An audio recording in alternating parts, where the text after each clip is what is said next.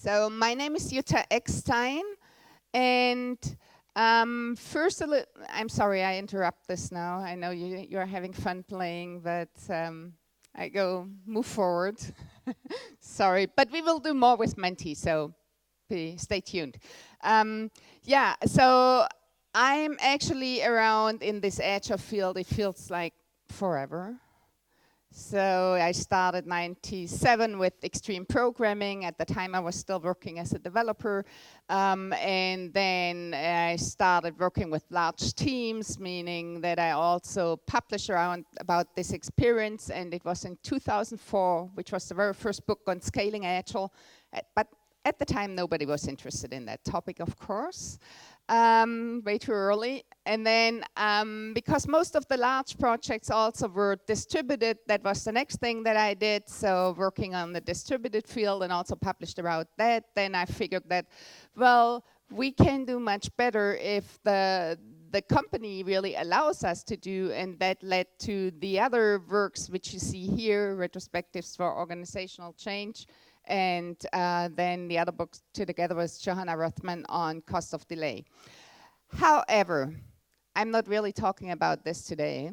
I want to talk about my latest book and also it's probably my baby at the moment. So about Bossa Nova. And, well, this is really very sensible here. Well, we tried playing the Bossa Nova already when I pitched the talk, and also here the great guys tried playing it, but it turned out to be something else. For whatever reason, Bossa Nova doesn't really work here, but we still do our best. Okay, so because you had so much fun with Menti, I would like to keep going with this, and I want to ask you, because Bossa Nova is really about business agility or company-wide agility. And I want to hear from you, what do you think are the biggest challenges? And you go to Menti.com, and now again, the slide is not visible. Why is this again? Well, it was visible before. This way it doesn't work, that's obvious. Yeah, right, exactly. That's the point. And I don't see it either. But yeah, now you see it. And if I now go again, then you see it not, you don't see it. Yeah. So do I have to do this now for every slide? I don't know. We will see. Okay, so now you type it in, what you think is the biggest challenge. And then we might know a little bit more if Bossa Nova is helping there or not. And Bossa Nova might be more than just putting these buzzwords together. So now you have to type in something, right? It's not, it's a different question. Okay. I think I see what I can do. What about this?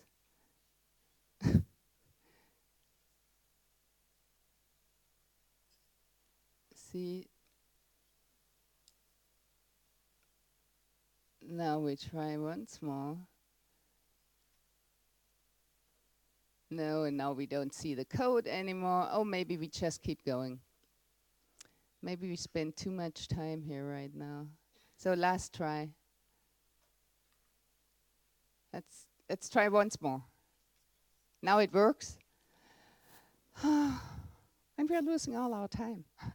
Working with dummies. Ooh, wasn't that the keynote, the very first one? Very good. Oh, Agile in itself is a challenge. Okay. What else do you see?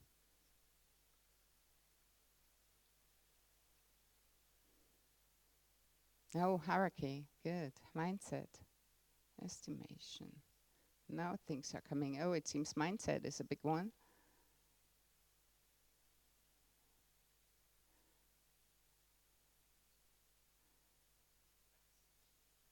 And isn't it those stubborn people? I see Angel kind of didn't really succeed here. Flexibility, team involvement, immunity to change. Okay, again, resistance. S?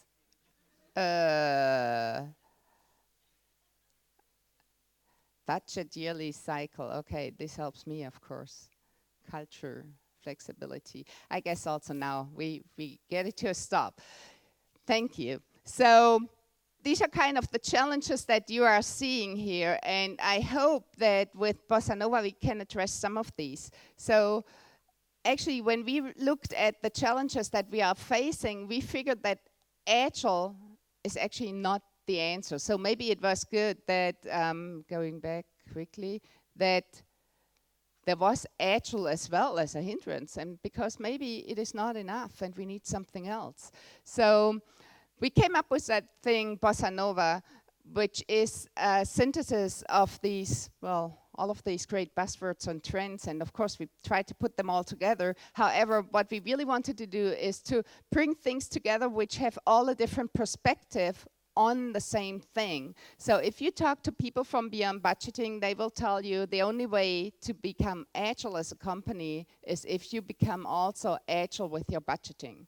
Because if you fix like what was there as a challenge before, like a yearly cycle, how can you possibly act and react on any kinds of changes that are happening, because the money is already gone in the different buckets, right? And then we had hierarchies. There would be Sociocracy an answer, and they say, well, as long as the power isn't distributed equally and you have it like a one-dimensional flow, no way of being agile, also because you will be too slow. And that's true. And open space as well has its answer to it. So the thing is, all of these 4 streams have or provide something that help us to overcome those challenges you came up with, but all from a completely different perspective. And I want to dive into as quickly as I can in the different streams. So looking at Beyond Budgeting first. The one thing that comes as a surprise to a lot of people is that Beyond Budgeting, despite the name, is not only about budgeting.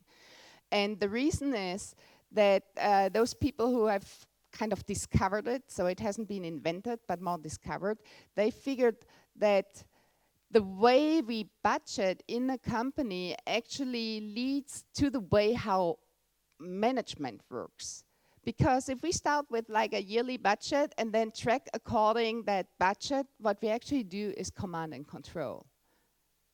We command it by the budget we're giving out, and we control towards that budget. So budgeting really defines the way management is turning out.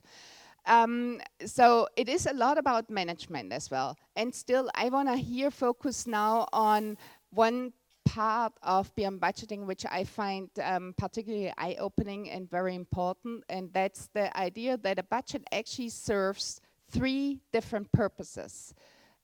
And typically we put them all together into one number. So the 3 purposes are, for one, it's the targets. So what do we aim for? What do we want to achieve? So this is the one thing. For example, what kind of product we want to build, or which market we want to serve, or something like that. Then the second question is, what do we think will happen? And that's the forecast. And here it starts already. You probably all know that. So if like any kind of often salespeople comes to you and say like, how long do you think it will take? And then you might say something, and I say, well, that can't be. And we kind of do this back and forth until I hear a number where I feel like, okay, this is something that fits my target. But then the forecast is very bad. And sometimes it's worse-wise, and then it means the target is not ambitious. So it's really 2 different things, but we try to keep them together. Then the third thing that Beyond Budgeting says is another purpose is actually the resource allocation. And now I know in an agile space it's always very difficult and dangerous to really say this word, resource. We all hate that. Here it is really about money. It's not there, we don't mean people here, we mean money, right? So it's about where do we spend the money. So that's the third purpose of a budget. And by bringing this all together, it just means we are very inflexible. So Beyond Budgeting already suggests, well, don't do that. Keep them separate. And once you are aware of that, you can start dealing with these things in a different way. For example, instead of having the target fixed, you make it relative. So for example, you give a target that's compared to your peers, your competitors, or to how we've done last year or something like that. Because just imagine, I would be the salesperson and I get a fixed target, meaning I should sell like 200 units of whatever product we are selling. And by the end of the year, I sold the 200, I get my bonus. Yeah. However, what happens if my competitor has sold 500? Then the 200 is really meaningless. Or what if my competitor has sold only 20? Then the 200 is just amazing. And in this fast-moving world, a fixed target just doesn't make any sense. So it has to be adjustable to all the changes that are going on. So that's a relative target. Now for the forecast, whenever we find that something else is happening, we have to have another look at it. And that's why it's called a rolling forecast or an event-driven forecast. So we just adapt it whenever needed. And for the resource allocation, which is kind of derived from that, that must be almost natural now, we call this then dynamic resource allocation. So not fixed up front, but when we see, oh, where's the money needed? And maybe we find out this project is really not worth anything anymore. We thought it's really valuable, but it's not. We figured it doesn't serve us, so we kill it, right? That can happen too. Okay, so this is beyond budgeting. Now moving on to open space. Who knows open space as a conference method? Okay, we have quite some people. Okay, so open space as a conference method mainly invites everyone to come up with a topic, what you really care for, and then discuss this topic with other people who care for that topic, which means it's very open what you are suggesting, and everyone is invited who is passionate about that. And then we work together on that and try to solve it or come to a conclusion. Now, what I have in mind here with open space is really something more on the strategic level for a company. So we call it also organizational open space, meaning the same thing. And actually, if you are still around on Sunday, it's a great opportunity to experience open space. Though there's the coach camp going on, so you here, so you shouldn't miss that. So organizational open space, it means kind of the space is open at all times. That means everyone is invited to suggest, for example, a new feature, a new product. And if there are enough people who are passionate about bringing this product or feature to life, it will be gone alive.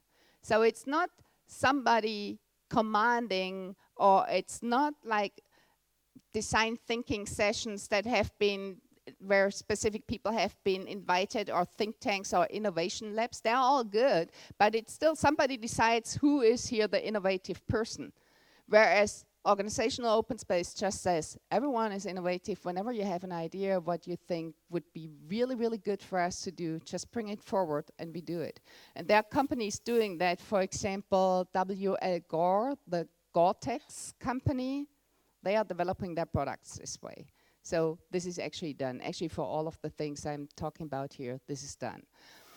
Then moving on to sociocracy, not only that it's really hard to pronounce, I'm sorry for that. It is really based on one thing, and that's equivalence. And it comes with only 4 principles, which I like. It's very simple. I want to point out 2 of the things. And the first is, how do we make decisions? In sociocracy, we make decisions based on consent. And that sounds probably very much like consensus. Yet consensus is about, do we all agree? Are we all happy with that decision? And if I think of all of us here in the room, this can take forever, right? Then sometimes you feel like, oh, then it would be better if just, well, let's say Olaf is making a decision and we just all follow that and then we are done. So, which would be as kind of how we know you, very autocratic, of course, right? Well, that's really not Olaf's, I'm sorry. Or we make a majority vote or something like that, and with that, it's always like the minority votes are ignored if you do a democratic majority decision, right? So Then there's this other thing that I mentioned here. Consent actually is not asking for agreement. It is asking for acceptance. Can I live with that decision? Is this in my range of tolerance? So I might think something else is better, but I still can live with that decision. So that's consent. And if I can't, I have to speak up and say why I think this decision will put our joint goal at risk. And if I can't bring up an argument how I see that this will put our joint goal at risk, then maybe it's just like I personally don't like it because I like something else better, and that doesn't mean it's outside my range of tolerance, right? So it's also maybe what we often need to more get over. We are not seeking for the best decision. I know we all would like to, at least I do. But we will never know if it's the best decision anyway. We only know it after the fact, right? And even then we might not know because we haven't tried that other thing. So maybe that other thing would have been much better. So what we are looking for all the time is for something that we call is good enough for now, safe enough to try. And if you just take like one thing with you from this, use that phrase in the next decision-making process, even if you make the decision in a different way and not by consent. Ask that question, is this thing good enough for now, safe enough to try? And often it's then much faster to come to a conclusion. Another second thing you might want to take with you, very often it's much easier to come to a decision if you put a timestamp on it. You just say like, what if we try that for the next 3 months and then we revisit if this was a good decision or not. The planet keeps turning, things are changing, and therefore also our decisions. So this is the one thing about equivalence. The other thing about equivalence is, well, looking at the hierarchy. If you look at a hierarchy as, it kind of looks even nice on that picture, what's really standing out is these arrows that are going top to bottom, which means informations, decisions, everything is flowing one way. And as agile people, as we are all here, I think, what's clearly missing is the feedback loop. There's no feedback loop in the structure. And so Sociocracy actually brings exactly that. So it brings in a feedback loop in the structure, or embeds the feedback in the structure, if you will. And the system, how it's working, that's called double linking. So from every level in the hierarchy, there's a person elected as a representative who will represent his or her level, one level higher up, being on the same level then as the manager who has been appointed top down. And because we decide everything on consent, everyone has the same say. So the good thing about that, well, we heard something like this also in the morning, maybe you want to give up all the hierarchy, no managers. No, you can stay where you are. You start with what you are having. You have the hierarchy, but you bring in a feedback loop. And so the feedback can't be ignored. And well, now Agile, I think I don't need to say much about that. So that's kind of a given. Good, so let's move on. How does this look actually? What do companies do who, I don't know, implement Bossa Nova? Let's put it this way. What are possibilities? So one thing, which is from a company I've been working with, that was an ERP producer, not the big German one, a small Swiss one actually. And there we decided when we came up with, like, we need those cross-functional teams, and we have these 110 people, I think, come up with an idea, like, how do we restructure everything? Well, we thought a little bit about open space, and therefore we came up with self-selecting teams. This is one tiny little step in that direction of organizational open space. So you have your different products, features where you are working on, but then you leave it open to everyone to sign up. Where do they want to work on? What is the thing they are most passionate about? So these are real flip charts from that company. So we put this out and said, like, we see these different features and products. And so sign up. And we had this there for 2 weeks or so, and people then talked to each other and shifted around. And at first, actually, I thought, so this is more than 10 years ago, I thought, oh, probably there's this one topic nobody wants to do. And probably there's this one team where all the good people are together, and then we have that other team with all the laggards here. That didn't happen. People are smart. They just ensure that this is not happening. So this is something that's easily done. And of course, the next step could be ask the people to say, like, what are the products actually we are working on, or what are the different features? So this is one example. Another example. Who likes that? Who has seen that? Aha. So travel expense reports is something we all love, right? So it's very burdensome, it takes a lot of energy, it's demotivating very often, and actually the question I often ask myself is, well, there are people who are trusted to run like $1 million projects, but they're not trusted to book a decent hotel or what? So it's kind of weird. Or decide, is this a training I really need? Well, they're smart. I trust them for different things. So it is really a thing about trust. And now the example I have for the Germans, they might know the company. So ITH tried something else. So it's a software company, actually. And they decided for their travel expenses to use only 3 rules. And the one rule is, however you spend your money, it has to be legal. Well, that's a good advice, I think. The second rule they have, or principle, is, well, however you spend your money, it has to be sensible. However, nobody defined what it means. So, well, okay. And the third rule is, however you spend your money, you have to take care of yourself. And I can tell you exactly what it would mean for me, like not having long layovers or 3 different additional connections or something like that. So this is that. I recently talked to the CEO of that company, and he said, you know, it's kind of funny, like 1/3 of the people, they always travel first class on train. Actually, they operate, I think, only in Germany, so they travel on train and don't fly. And the other 2/3 are traveling second class. We don't have third class. And then he said, well, and not that you think it's people like me, the CEO, traveling first class. It's actually the consultants.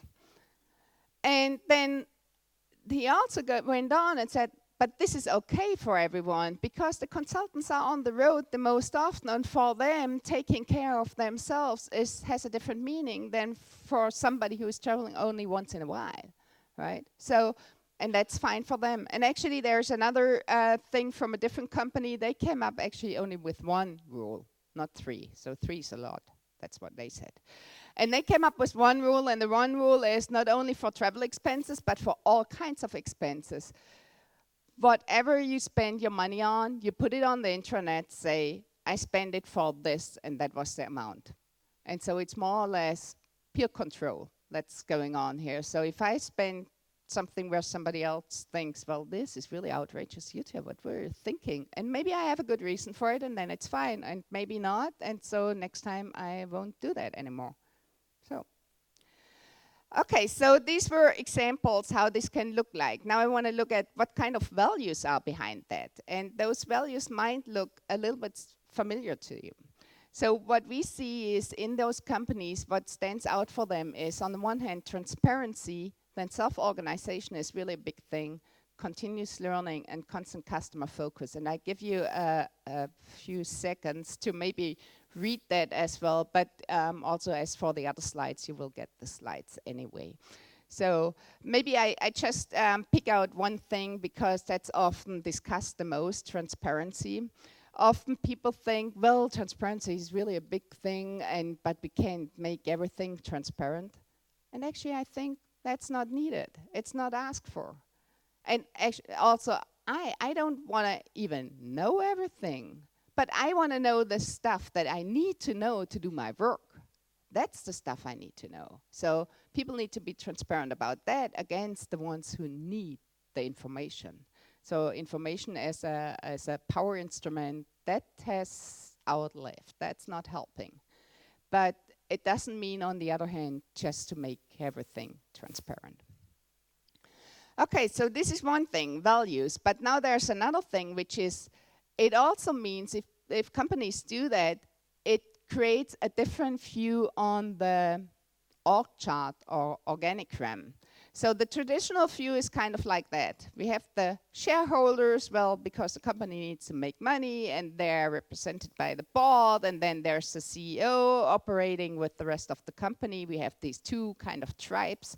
One are the production, everyone who is creating value, and then what's called more support service, which is typically like finance, HR, and all of that. So not support in the software sense here. So this is kind of maybe a classic view, and it's simplified, but still. Now, what we see in those Bossa Nova companies that's happening is the following.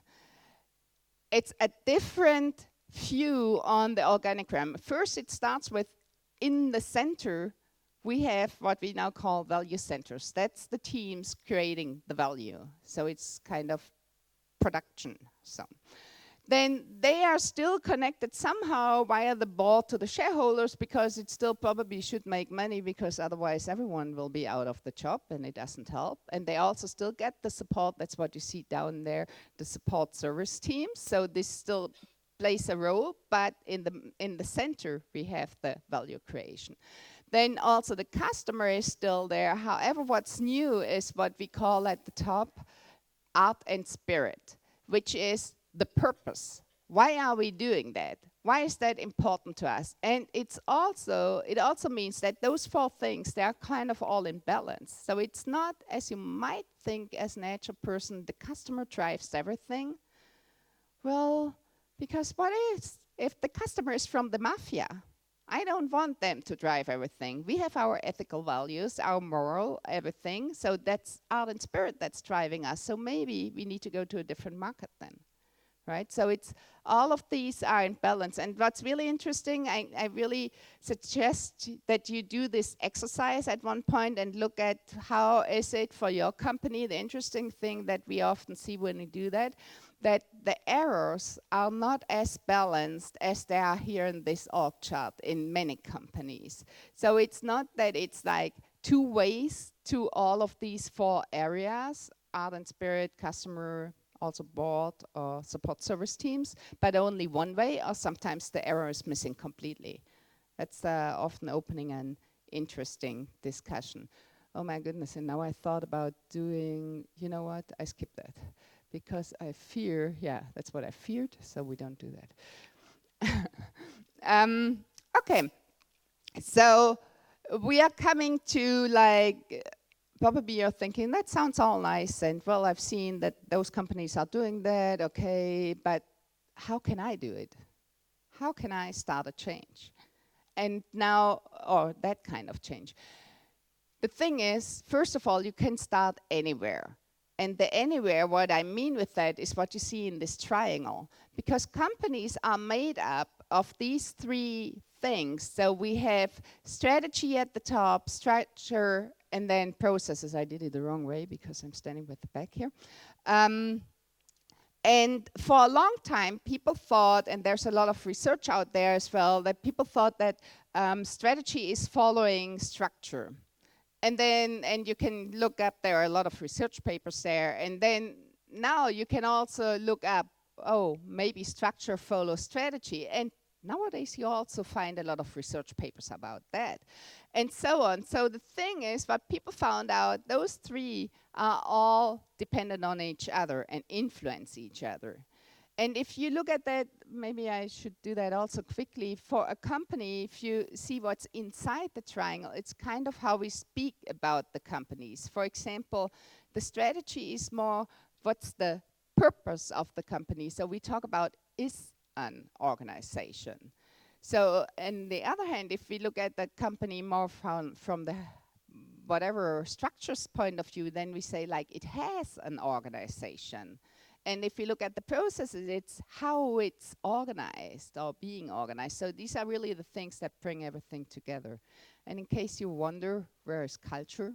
It's actually the thing that emerges from the behaviors and habits for strategy, structure, and process. So this is what's emerging from all of these three, which means you can start anywhere. So you can start with strategy, structure, process, no matter, it will have an influence on it.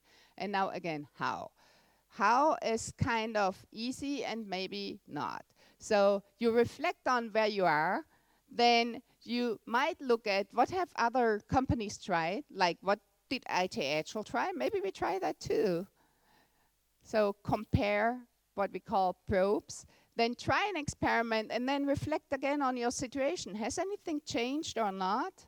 So, and at best, and this is what we really hope for, that more and more people also talk about this, publish it. So first of all, it's already great if it's talked about inside the company, but it's even better if it's like done in conferences like that, so that we can learn from each other what's helping, what's hindering, and then all get better in really having agile organizations here. So looking at the example that you have seen already from IT Agile with the travel expenses, so this is what we call a probe, which is called Is Trust Cheaper? And it has a background definition, which is kind of, well, what people often see. It's frustrating to follow those procedures, often demotivating, and so it's burdensome. People don't like it. And then we came up with a hypothesis. So maybe those procedures actually cost more than they save because of the demoralization. And then you start with maybe one, maybe several experiments. However, every experiment should be accompanied by any kinds of measures. So you can measure, oh, is it really demoralizing right now, and has it been better than afterwards? And then you might try, for example, these three principles, rules that IT Agile did. Or maybe you come up with something else to do that. And then you post survey and see if it has improved or not. So maybe 2 more words to the whole thing of these probes. So the one thing is, whatever kind of experiment you are doing, it should be kind of a given here, but it should be safe to fail. So because even if it's disproving, invalidating the hypothesis, it is great because we learned something. We learned that that hypothesis was wrong. Maybe we need to have another one. Maybe the situation isn't the way it is. So this is good. So it has to be safe to fail. It also has to be safe to fail in a different way. If you have people, like for example, this is trust cheaper. Often this is first tried in a unit of the company before it's rolled out to like the whole company. It should be no punishment, whatever. So if people say, well, I'm happy to be part of that probe and try it, or no, I don't want that because for whatever reason I just don't want to, it's okay, right? This is also safe to fail. So it's kind of a, or just say like a safe experiment. Now I want to show you one other example that we kind of heard of. This is Jutta's imagination of a room for board of directors in a bank. So it's not a real picture. It's kind of, the banks I'm working with, most often they have more modern looking rooms, but it's just, it looks so solid and banky and whatever.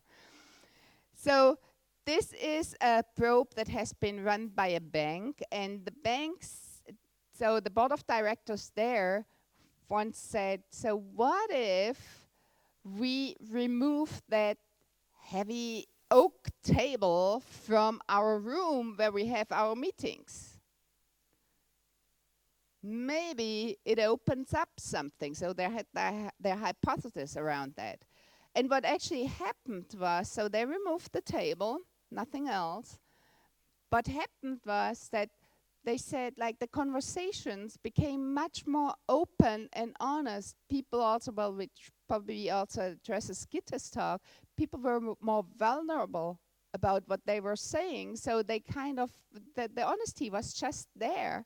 And the even more interesting thing, which wasn't part of the hypothesis, was that this carried on outside the room. So that also everyone else in the company felt all of a sudden that the conversation from and to the board was way more convenient, open, honest, flags, whatever. And I'm bringing you this example actually not because I think you all sit like day in and day out in the board of directors meetings. Well, maybe some of you do, but I just don't assume so. I have brought you this example because actually here it's a tiny little thing. It's removing a table. It's not like a huge whatever and we, I don't know, change the hierarchy and do this and that, right? It's a small thing. And very often it's small things that make a huge difference. And that's why I brought you this example. And also I think everyone can make that difference and try something. We heard from Anja before the 3.5% that's needed. I think we have at the moment a really great example in the world. So there is this little girl, Greta, sitting in Sweden on the street, and now there are millions of people walking around and fighting for climate change, or against, I need to say, I guess. This is amazing. So she really clearly was in no power at all. But now she speaks to the UN, to the White House, to whatever, our chancellor, and so on. And not because somebody said, well, you are the one who is doing it. It's because she's passionate about that. She cares for that. And again, this is what she's addressing is really a huge change. There's whatever we are doing in companies is probably small compared to that. But still the thing is, everyone, no matter in which position you are, you can start it. And the way you're starting it, very simple again. So look at where you are, and then maybe it's not that you, should I go back quickly? Because it's a little bit different than what you saw before. Here it says compare probes to situations. What have other people tried? But now it says, if it says something, design probes.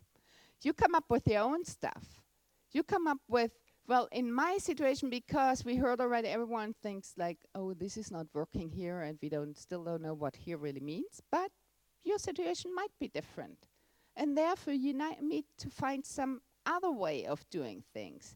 You don't need to copy whatever the Spotify's in the world or so. You come up with your own, ooh, that's good, your own experiments and try it and see where it leads you to, and then you try the next thing, and hopefully you talk about it, publish it, so that we can all learn from each other. So that would be really the great thing. So overall, this is Bossa Nova. So Bossa Nova comes with a system of values. It comes with a different angle on how we understand company is organized. It comes also with this understanding it doesn't really matter where we start and how we start and how big that start is. Everyone can start anywhere. And this is really, I think, very, very powerful. And so I believe I had one more where I thought, this is interesting. Okay, I know why. This probably came up before, right, with the wrong code. So we move on with that. Oh, you learned already something. Being not agile. No people. Interesting. Okay. So thank you very much. And we have a few moments for questions. Thank you.